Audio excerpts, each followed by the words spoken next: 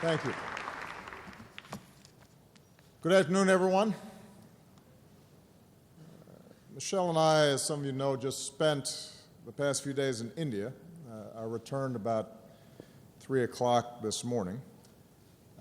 So I don't know exactly what time it is or what day it is. But I was determined to be here with you this afternoon to honor and celebrate a great friend to me and to all of us. In October of 1967, President Lyndon Johnson traveled to a military base in New Mexico to review a top-secret weapons program.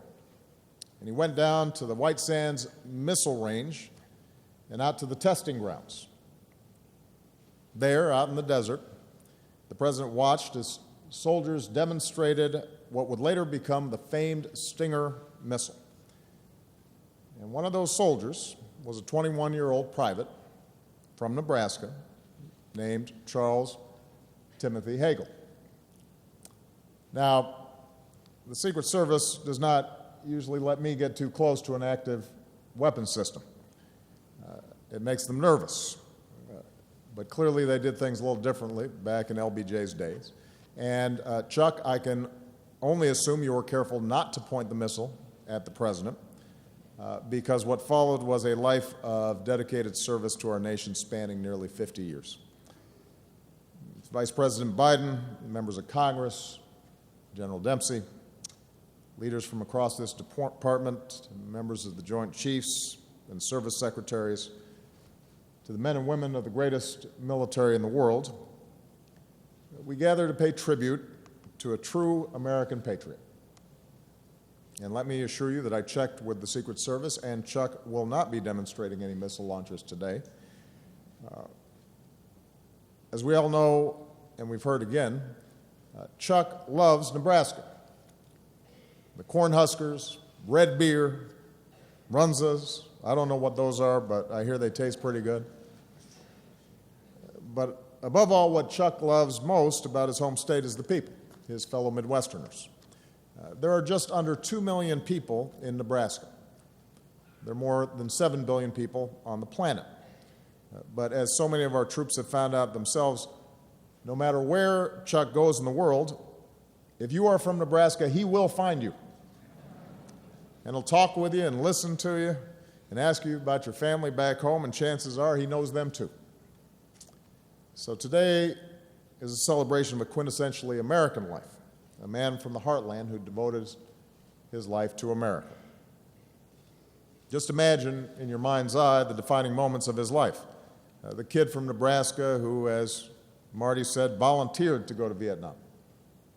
The soldier outside Saigon rushing to pull his own brother from a burning APC. The deputy of the VA who stood up for his fellow Vietnam vets who were exposed to Agent Orange. The senator who helped lead the fight for the post-9/11 GI Bill to give this generation of heroes the same opportunities that he had.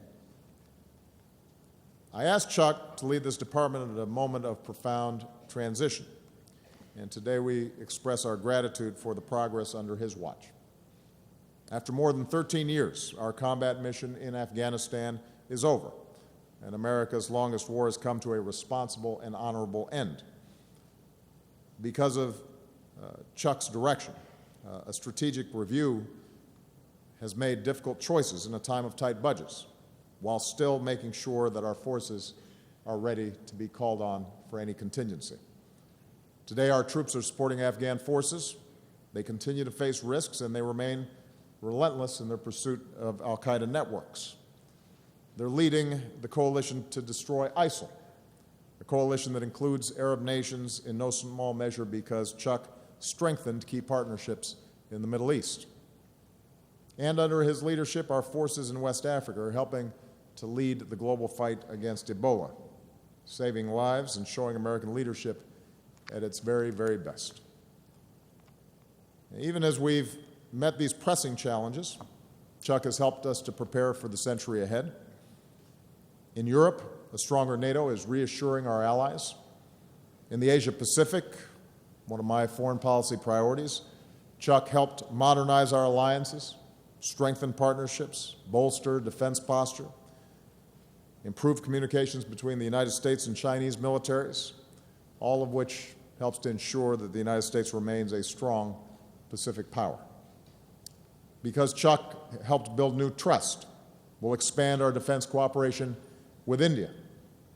I just demonstrated during my visit there the degree to which that partnership is moving in a new direction. That's partly attributable to work that Chuck did. And the reforms he launched will help make this department more efficient and innovative for years to come.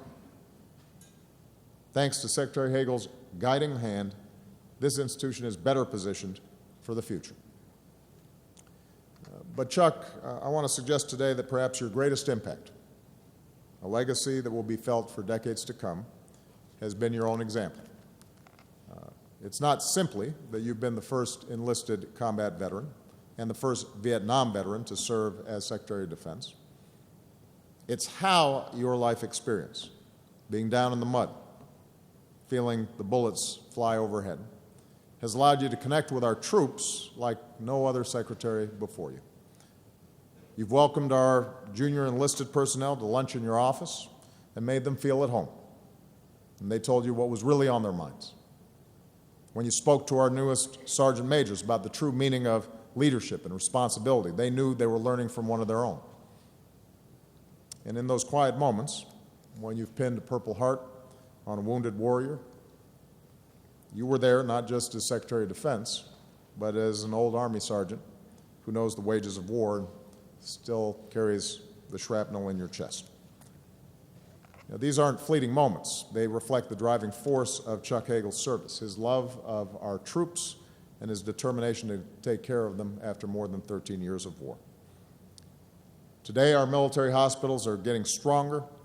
Our women are more integrated into the force than ever before. We're making progress in combating sexual assault.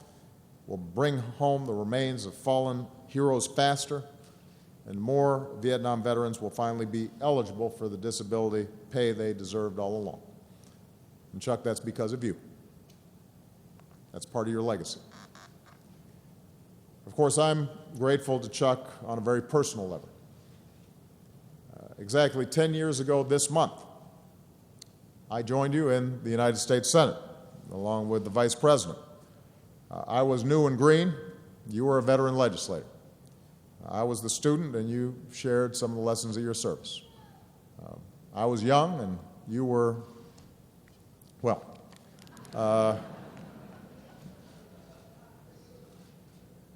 and though we came from different parties, we often saw the world the same way, including our conviction that even as we must never hesitate to defend our nation, we must never rush into war.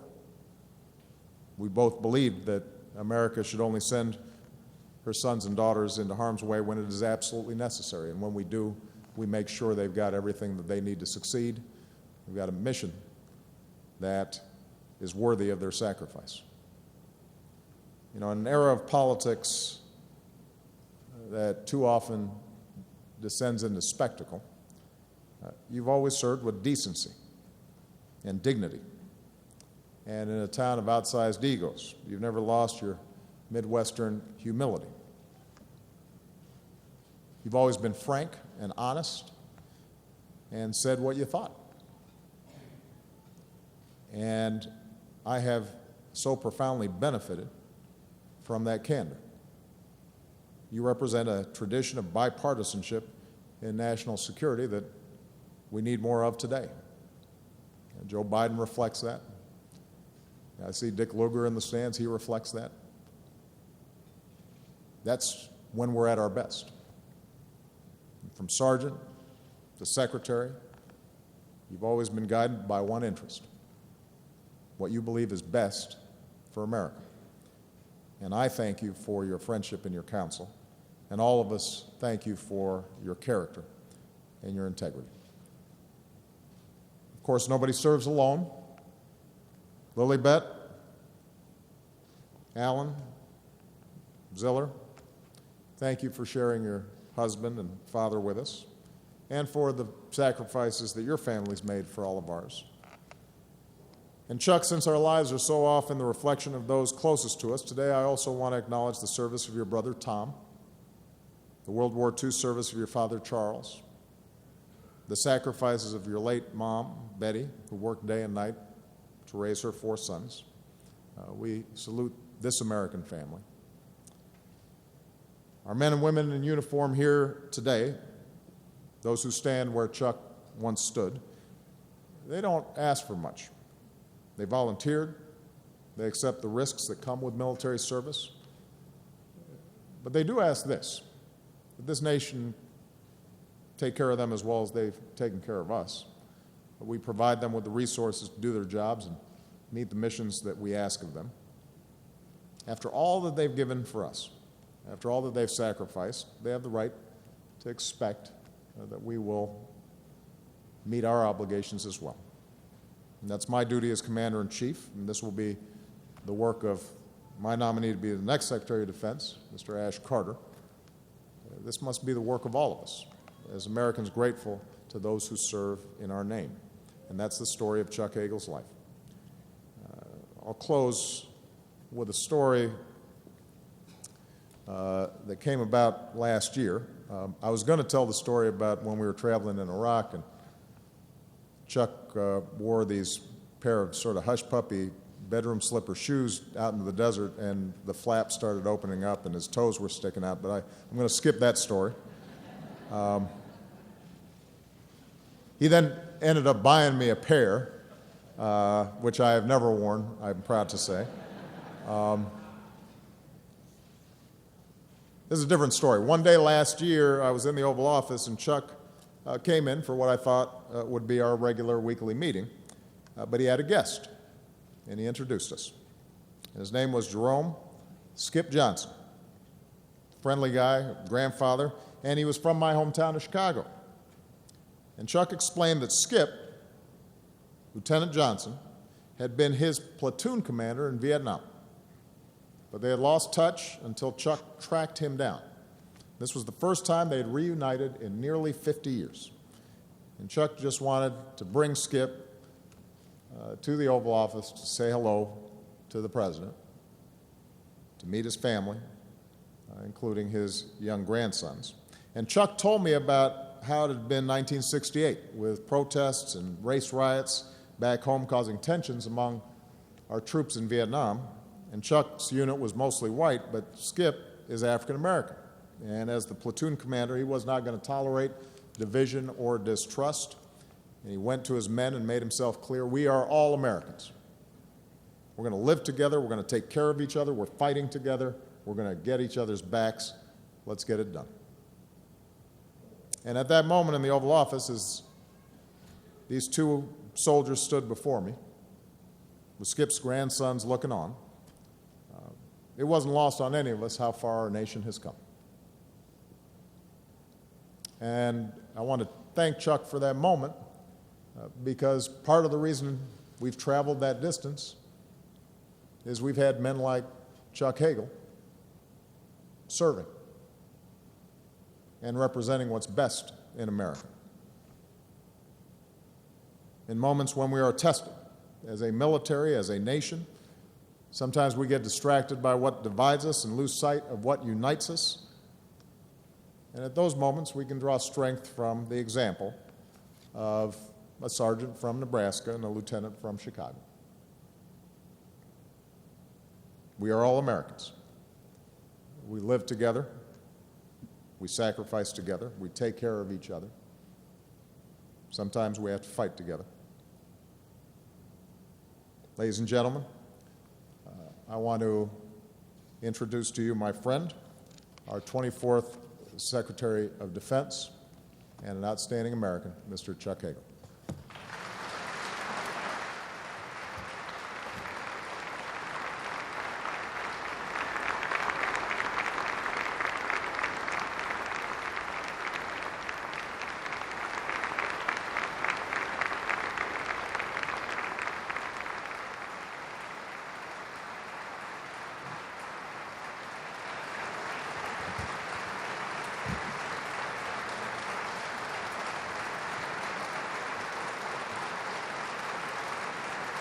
Thank you.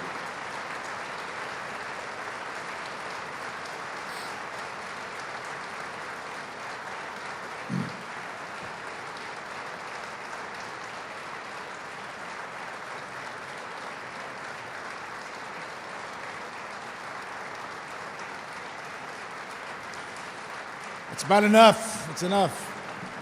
Thank you. Actually, I think we can all go home now. Mr. President, thank you. I'm very grateful to you for many reasons. First, thank you for being here today. I know the kind of schedule that you have been on and the length of the trip, the intensity of those visits, and to make this effort today means an awful lot. Thank you. I want to also thank you for giving me the honor of serving you and the American people as Secretary of Defense. I will always be grateful for that opportunity. And Mr. President, thank you for your strong leadership at a very difficult time in our world that requires wise, steady, careful leadership. You have and you are providing that leadership, and I have been very proud to serve with you in the Senate, in particular over the last 2 years as your Secretary of Defense. Vice President Biden, thank you as well for being here today. I have not forgotten some of the stories that you told. I recall very well us calling my mother on that trip through the mountains of Iraq, and I remember you wanted to speak with her. And hours later, she never forgot that, Mr. Vice President, and was so proud of that phone conversation. And so I thank you for your generous reaching out to my mother at a very difficult time for her, because she was gone about a month later. So thank you. One of my greatest joys during my time here in Washington has been development of our friendship. And as you have noted and the President has noted, our time together, the three of us on the Senate Foreign Relations Committee. Secretary Kerry is here today, who knows a little something about this business. And to you, Secretary Kerry, thank you. I include you in those days. Our former chairman, Chairman Lugar, is here as well, and to Dick Lugar, thank you. As you have noted, there are special people in our lives that we benefit from, and certainly Dick Lugar is one of those. I think that we all have benefited a great deal from. And Vice President Biden, thank you for your years of service to this country as well. Chairman Dempsey, it's been a great privilege for this old sergeant to have worked side by side with a general of your character and your courage. I've been very fortunate to have you as my partner in this job, especially during those self-help and educational opportunities called congressional hearings. I was always reassured in each of those hearings as we would drive to the Hill in the morning, knowing that Marty Dempsey was next to me. And for what you have meant to our military, Marty, and what you continue to do for this country, thank you very much. I see another great icon of the United States Senate with us today, Senator John Warner, who we all worked closely with and benefited from, and to our distinguished colleagues, Senators Warner and Lugar, welcome and thank you for what you've done for this country. as so many of you here today. And I'm grateful that you would take the time to visit us on this occasion. To the chiefs of the services, our senior civilian leaders, and the combatant commanders, thank you.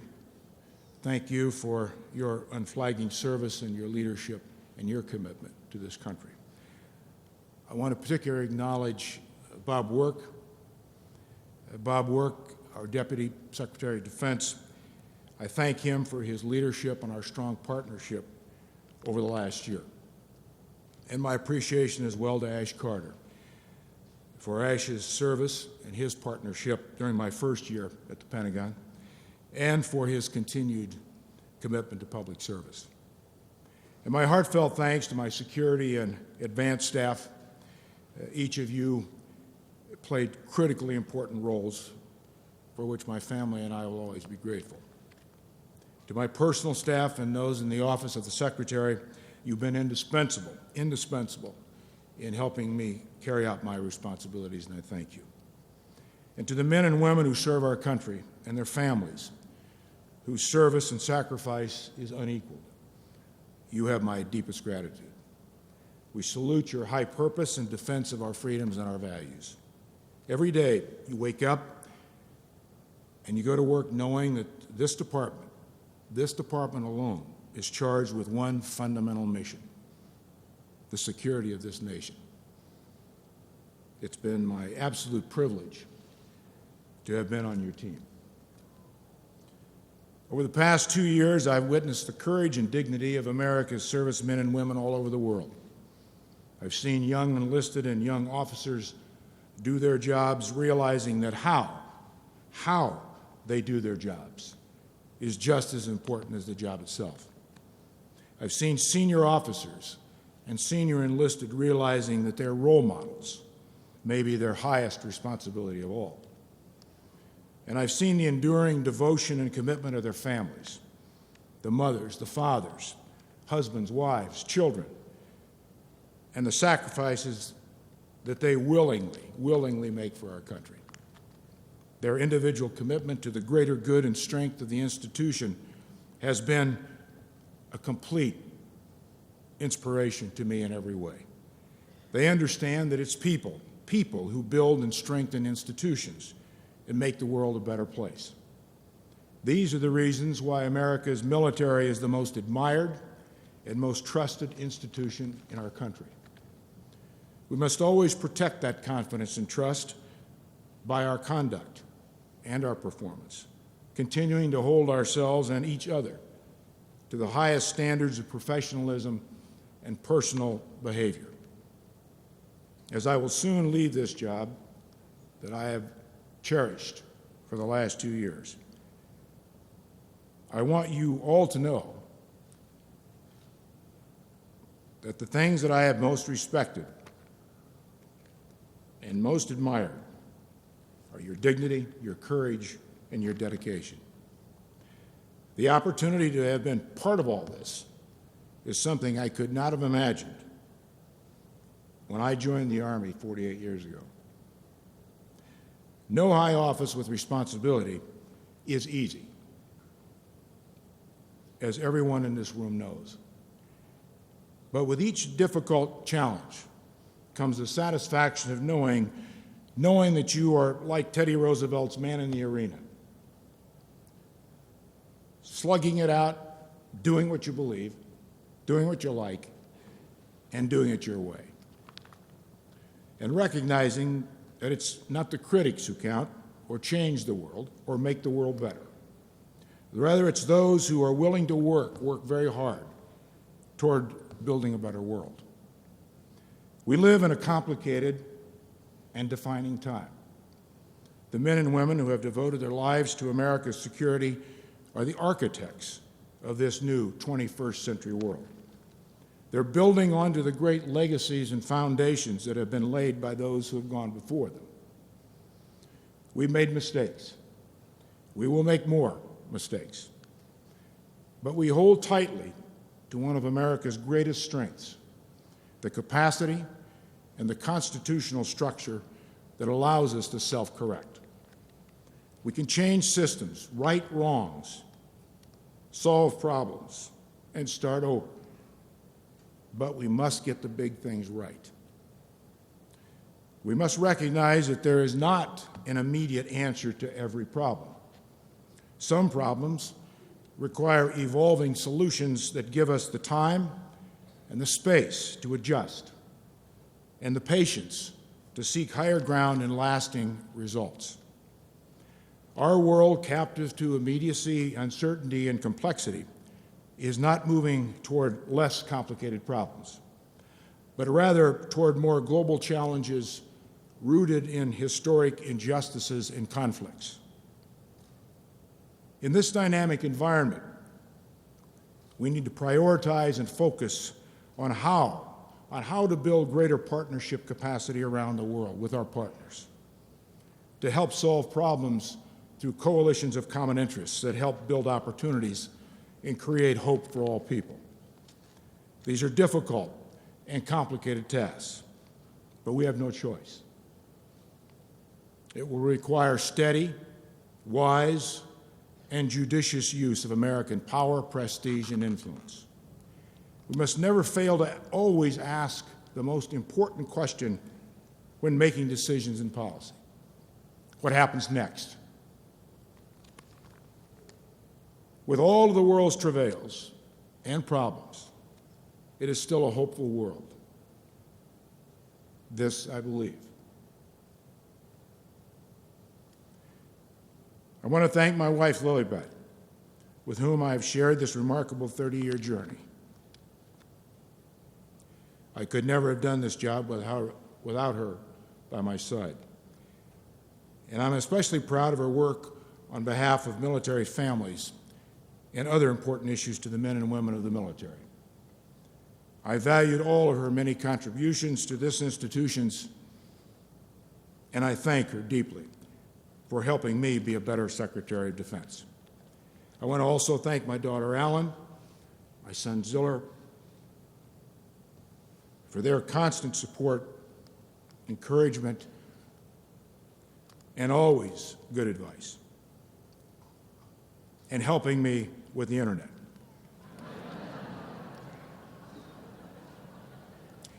And recognizing and allowing me to take inventory in that recognition that I am not near as smart as I thought I was. Those are the humbling experiences of parenthood. Those of us who've had the opportunity to know those days and have that experience and be blessed with that experience know so well. And to my brothers Tom and Mike, who have truly been with me since this train left the station in Nebraska many years ago. Thank you. And one last point. Of all the opportunities my life has given me, and I have been blessed with so many,